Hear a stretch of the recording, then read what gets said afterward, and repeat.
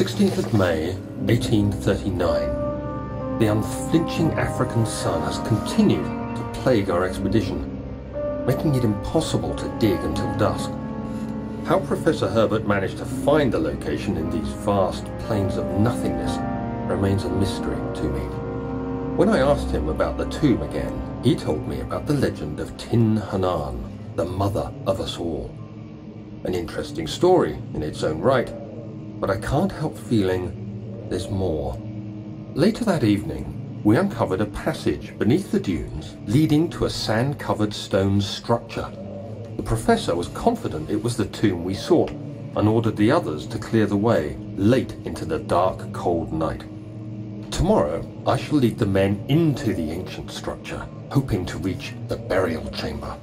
No matter what the professor is keeping from me, the dig should yield something interesting to take back to London and the British Museum.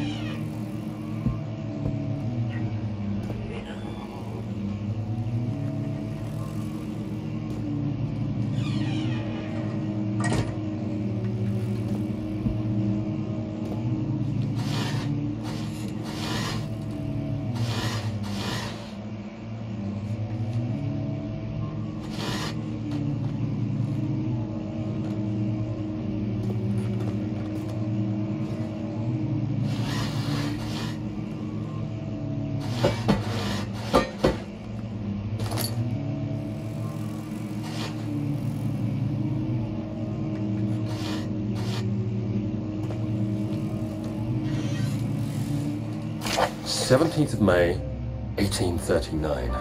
My hands tremble as I write. I feel a need to document my tribulation, for I fear that my memory will fail me if I linger. Today, I took some men and ventured into the dark, ancient passage we uncovered. Our torches burned faintly in the murky air as we slowly made our way underground. The men were superstitious and fearful. They argued loudly, and I felt their strange language getting to me. I mustered my strength and yelled at them to continue down the slopes and broken steps. The crudely carved passage confused me. It looked much older than the 4th century structure we had expected. The twisting path emerged into a great antechamber. The walls were lined with statues unlike any I'd ever seen. Despite their unearthly quality, I felt a strange familiarity toward them, which haunts me still. At the far end of the chamber, a great slab of stone sealed off whatever lay ahead.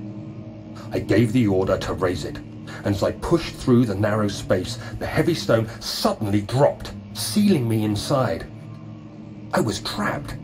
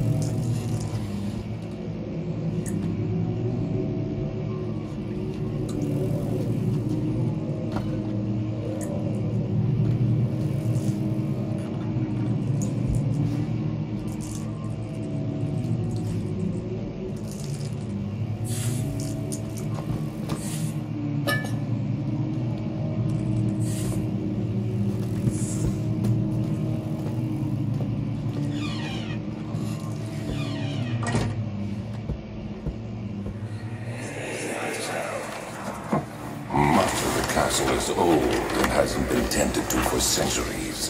When the shadow arrives, it won't take long until things start falling apart. We're just buying time anyway. Let's do what we can. There isn't much to be done about the wars. We should reinforce weak structures. The ground will tremble and there's a risk everything will cave in on us, especially downstairs. Here, and there. Let's get the servants working on it.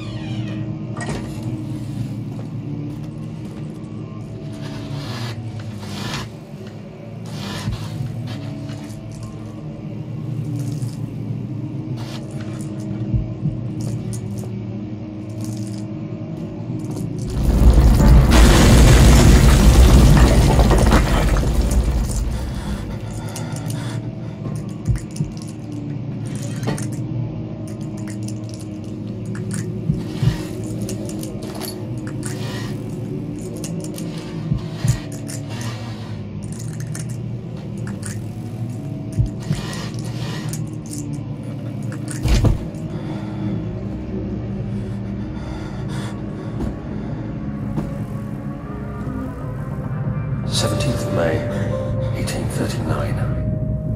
After pounding the unforgiving stone wall for what seemed like an eternity, I realized it was hopeless. I was trapped.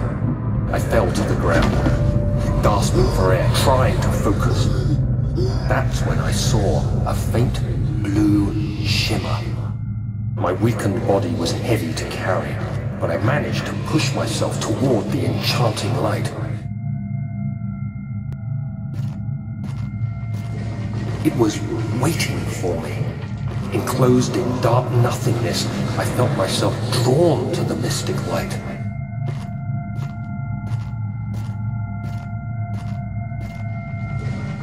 I reached out, closing it in my hands.